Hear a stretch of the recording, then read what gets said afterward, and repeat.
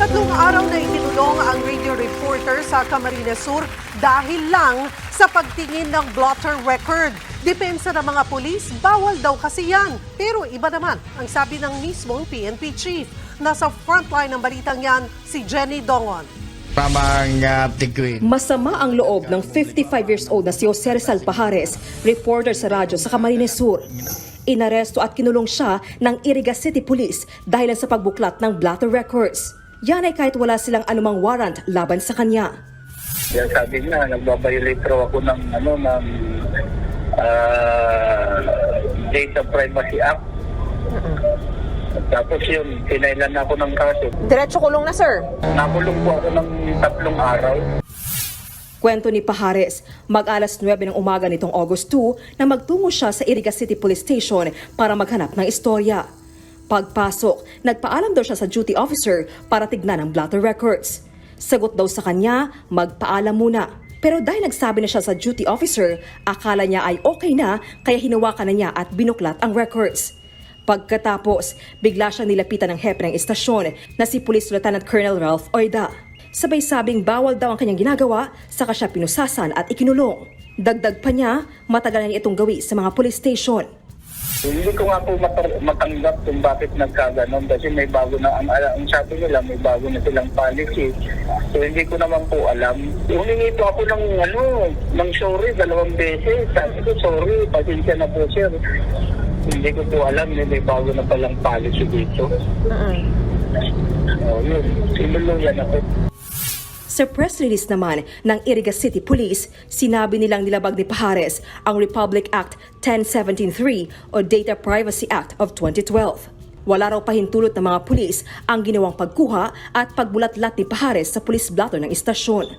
Bagamat itinuturing na public documents ang police blotter, confidential pa rin daw ito. Lalo na ang mga impormasyon ay tungkol sa isang kaso o mga detalye sa isang krimen. Yan yung sinasabi ng pulis ha. Ito daw yung data privacy. Pero iba ang sinasabi ho ng ating PNP chief. Sabi ko nga buti pa itong PNP chief natin eh. Talagang kakaiba rin eh. Iba yung sinasabi na pwede ho kasi ang blatter eh hindi pa naman po yan yung eksaktong yung kaso eh. Hindi pa naman po yan eh, 'di ba? Ang alam ko blatter lang yung ano sinabi mo, ano yung ni-report mo doon sa pulis. So pwede yan tignan ng isang reporter na sabi nga ng mga media, gawain na naman ng mga media yan. Papaalam nila, tapos ipinapakita sa kanila. Para eksakto yung mga pangalan na i-report nila. Importante kasi yun. Baka mamaya magkamali ng report, iba yung pangalan, iba pala yung inireklamo, iba pala yung binlater, kailangan nilang basahin. Kaya sinusulat, pinapakita. Pero ipinapaalam. That's the key point dito. Tungkol sa isang kaso o mga detalye sa isang krimen. Bagay na tinabla ng kapisanan ng mga broadcaster Camarines Sur Chapter. Dahil unang-una, nagpaalam si Pajares sa duty officer ng istasyon. Unang beses din daw na may nakulong na mamamahayag dahil sa pagtingin sa blotter. Wala po bang kaming nakikita nilabag sa Data Privacy Act. Ang pinutuunan ng pulis, hindi daw po nagpaalam. Hindi daw, nabastos daw po. Ang National Union of Journalists Imposible o kasing sa tingin ko imposibleng hindi magpaalam yun. Ano yun, nasa desk ng pulis, tas biglang, kinuha. Para naman posible ata yun. I mean, nasa desk ng pulis yun hawak ng pulis yun. Usually pa nga, nakatago yun Alam naman bigla niyang pinitik. Parang medyo malabo naman yun. of the Philippines naman, giniit na hindi sakop ng Data Privacy Act ang personal na impormasyong gagamitin sa pagbabalita. Si PNP Chief General Benjamin Acorda naman, wala rin daw nakitang paglabag. Public documents naman anya ang blotter at pwede rin makita online. That can be accessed, especially those who have concern, lalo yung mga nagpapa-extract. Pero sa atin kasi ngayon may e-blatter na First time ko marinig yan. Baka, let me dig deeper to it kung ano yung violation, what kind of... Kaya alam mo maganda dito, ito talaga, hindi dahil sa nakilala ko ito Pero nakita ko kasi yung sincerity nitong mama na ito na doon siya tatama. Instead na kampihan niya yung kabaro niya, tandaan ninyo ang involved dito yung mismong head nung station na yun. Instead niya kinampihan yung kabaro niya, sabi niya, hindi, normal naman na talagang tinitingnan ng blatter. May e-blatter pa nga tayo kung saan makikita ng lahat ng taong gusto maka-access eh. Kasi kailangan mo makita ano ba yung nangyari. Hindi pa naman yan yung demanda eh. Hindi pa naman yan yung sinumpaang salaysay na, alam mo yun, na isinagmit, nakasama yung lawyer. Hindi pa naman yan yun. Eh, yan pa lang eh parang, di ba kunwari meron kang pangyayari. O, ipa-blatter mo yan para at least next time, kung merong mangyari, at least na i-blatter mo na. So, good thing na ganito ang ating PNP chief. Crime, parang baka may ibang dahilan yan for being in prison. But just be looking at it, I don't know if it's not a crime.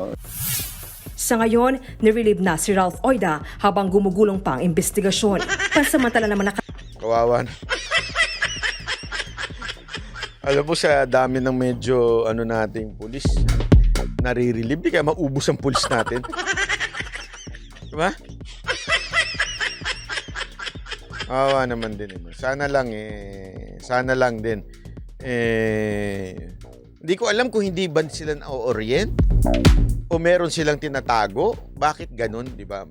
Sana masabihan uli, mabigyan ng mga memo yung mga presinto natin para alam ang gagawin. nakalayo si Pajares matapos makapagpiyansa. Nagbabalita mula Sabi nito isa, yan na result pag hindi nakikinig sa police schooling. Di, alam mo, may nakita akong meron kasi akong kakilala na police na meron siyang pinanunood. Nung tiningnan ko, ano yun? May parang police schooling sa YouTube. Kung ano yung mga protocol. Nakakatuwa kasi sabi ko, galing din. At least, meron ng ganyan para sa mga pulis. Kasi alam mo, importante yan eh. Minsan, alam mo yun, parang hindi naman yan eh. It's the same thing sa atin, di ba? Na tao, na ordinaryong, minsan nakakalimutan natin yung mga napag-aralan natin nung high school tayo, yung college tayo. Hindi naman ibig sabihin masama kang tao, nakalimutan mo. Hindi, kaya maganda nga ngayon. At least may mga YouTube na makakatulong. Pero yun nga lang, alamin mo kung legit. Kasi baka mamaya nagtuturo, parang yung abogadong sintu-sintu, di ba? Delikado. Hindi, pag yung abogado sintu-sintu, alam mo, eto gusto nyo malaman ng isang abogadong matino? Kahit pa paano, ito ang isang indikasyon ng isang abogadong matino. Objective siya. Ang issue niya ay yung issue, hindi yung tao. Ang dinidiscuss niya, yung case, not particular kung sino yung tao. Pagka ang idinidiscuss, nagiging political na. Kita niyo yung mga abogado nagiging political. Tingnan niyo, anyari. Di ba? Sinto-sinto.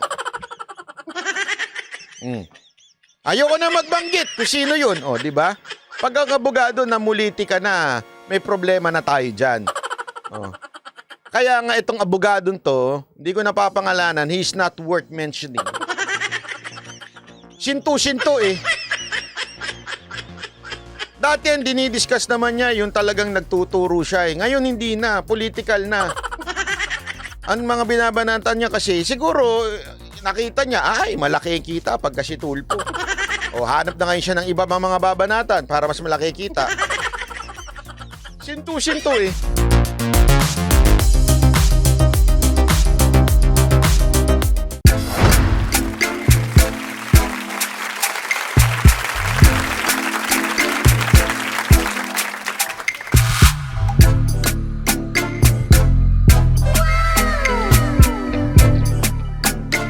The next performance will start momentarily.